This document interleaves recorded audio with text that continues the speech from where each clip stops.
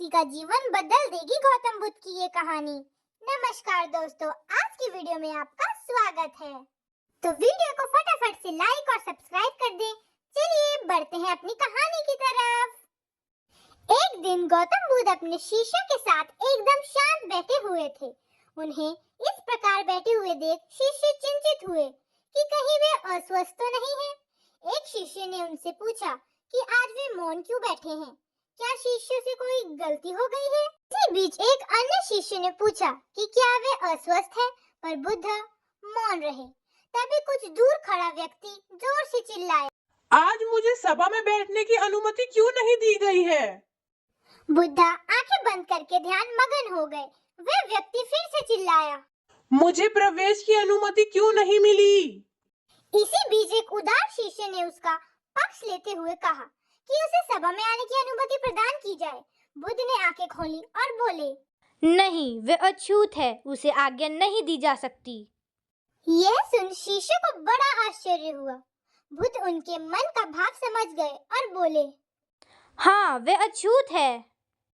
इस पर कई शिष्य बोले, हमारे आश्रम में जात पात का कोई भेद ही नहीं, फिर वे अछूत कैसे हो गया? तभी बुद्ध ने समझाया, आज वे क्रोधित होकर आया है। क्रोध से जीवन की एकाग्रता भंग होती है। क्रोधी व्यक्ति प्राय मानसिक हिंसा कर बैठता है। इसलिए जब तक वे क्रोध में रहता है तब तक अछूत होता है। इसलिए उसे कुछ समय एकांत में खड़े रहना चाहिए।